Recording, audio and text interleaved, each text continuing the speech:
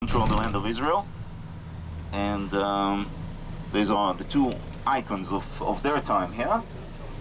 On our right side are the old city walls, and what's known in Jerusalem as the David Citadel, although it has nothing to do with David. David captured the city 3,000 years ago. This castle was first built by Herod 2,000 years ago. Built by Herod. The walls of the old city of today are relatively... West Jerusalem is not as clear as it used to be. Jerusalem is really a city of neighborhoods, of mosaic of different neighborhoods. On our left right now is one of the most ultra-religious Jewish neighborhoods of Jerusalem, Mea Shearim.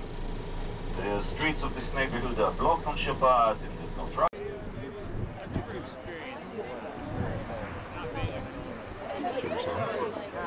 Daughter's never been this close to you. Of the Ascension. After Jesus was crucified, buried and resurrected, he traveled the country for about 40 days and then came up here to Mount Olive, where he was ascended to meet, to join his Father up in heavens. And this is the site, Mount Olive. We have two massive churches. This is the Lutheran Ascension Church, the massive tower on the left.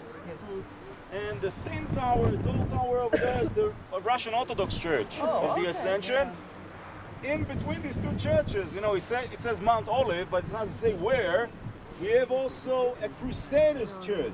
The Crusaders were here, we're going to talk about them later on, but they were here in Jerusalem for about 90 years. From about the year 1101 or 1104 to 1187. And they built the Ascension Church over there as well. And when you step into this space, it's a very small structure.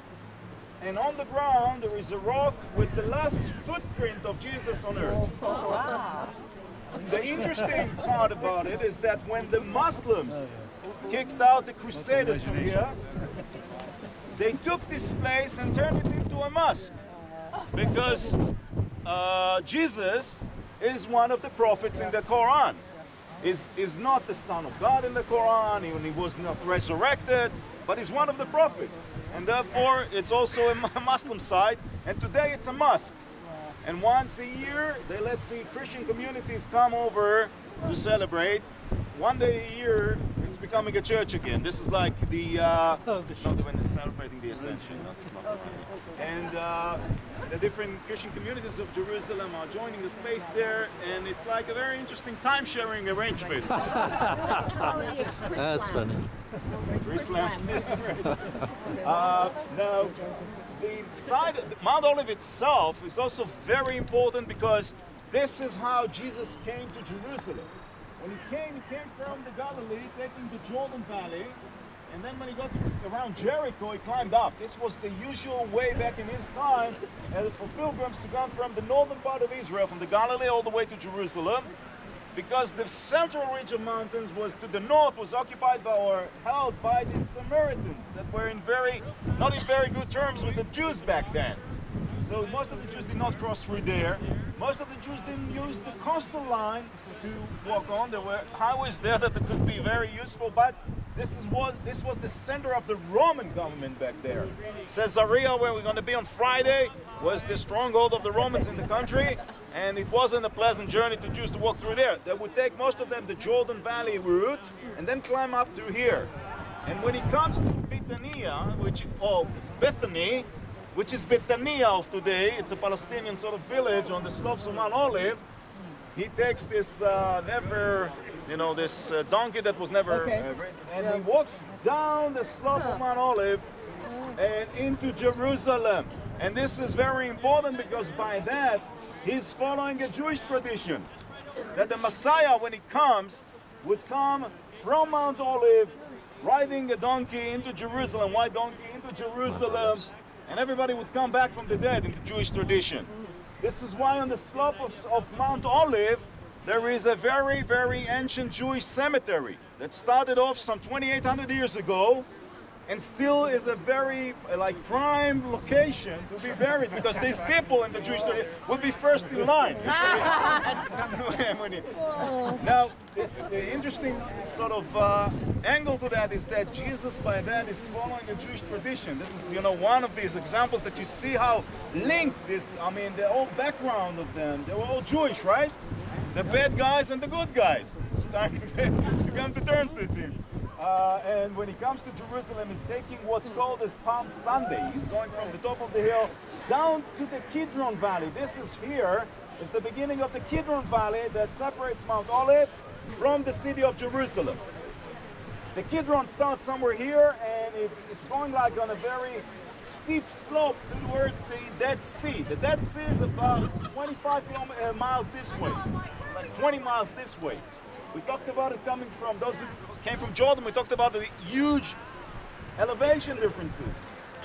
The Jericho and the Dead Sea area are about 1,200 feet below sea level, while Mount Olive is about 2,400 feet above sea level. So it's becoming a very steep canyon as it's curving its way towards the Dead Sea. Further to the right is the old city. What we're looking at right now is this eastern wall of Temple Mountain, and as it goes towards us, it's the southern wall of the old city. When it comes to the south, to the eastern wall of the old city, they're using the eastern wall of Temple Mountain as the wall of the city as well. Elsewhere, it's sort of going around. But the eastern wall that we're looking at right now, you see it coming up on the, like as you're coming up from the Kidron, you see this long wall. This side over there that is more remote, you see there is like a block gate there. Yes. This spot is the eastern wall of Temple Mountain.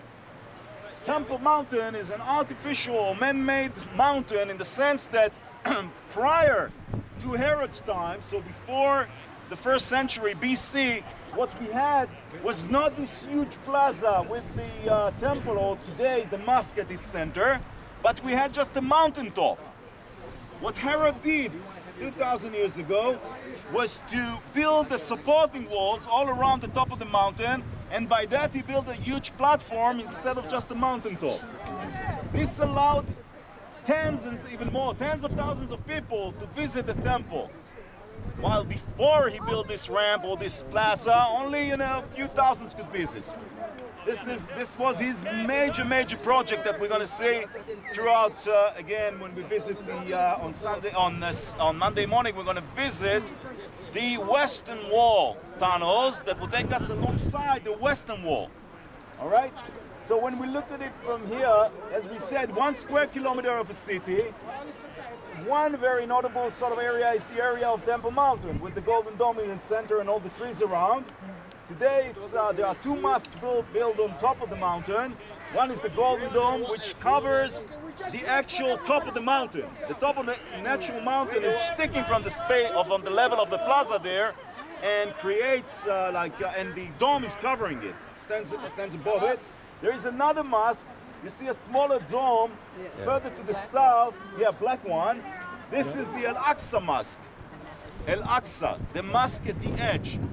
You know, Jerusalem is not mentioned by its name or as Jerusalem in the Quran. The Quran, though, is telling us a story about how Muhammad is being lifted in the middle of the night and he's being carried by this magical beast to this mosque at the edge. So it's an early Christian Muslim tradition, although it's not mentioned in the Quran. Some 100 years after Muhammad, they started to point to this place as the site of Al-Aqsa, of the place Muhammad was brought by this magical beast into the... and ever since, this site becomes also not just the most holy site for Jews, and we're going to see in a minute where is the site of the crucifixion, so also very important site of Christianity. It's also considered to be the 3rd most holy site in Islam. After Mecca and Medina, we have what they call Haram al-Sharif. For the Muslim, it's not Temple Mountain. They know it by the name of Haram al-Sharif, which is the place of Al-Aqsa, the place from which Muhammad was lifted up. Further to the north, from the Golden Dome, and a little bit to the west, is the Muslim Quarter. Now behind this cypress tree, you see these two gray domes to the right side of the trees, two massive gray domes, one bigger one and one smaller. This is the site. Yeah. This is the site of the Golgotha. According to all churches, except for the Protestant church. The Protestants suggest another site, but all churches, from the Catholic Church to the Orthodox and on, pointing to this place as the site of the Golgotha. Jesus was taken from the Antonia, the Roman fortress, on Friday morning to the Golgotha. And this is where he would be crucified. Okay, I was wondering. Okay. It's, take a look on the right side of these trees. Right next to them, there are two massive gray domes. All right, we can move a little bit to the right. Yeah, you can clearly see. Oh yeah, I saw Okay. that. Two domes, yeah. Yeah. Smaller one and the bigger one. This is the site of the Golgotha. That's Today it's the outside church. of the wall. No, it's inside the walls of the old city. And this is the heart of the Christian quarter. Now, if in between the golden dome and the gray domes, in straight line, you can see a white dome there. See it?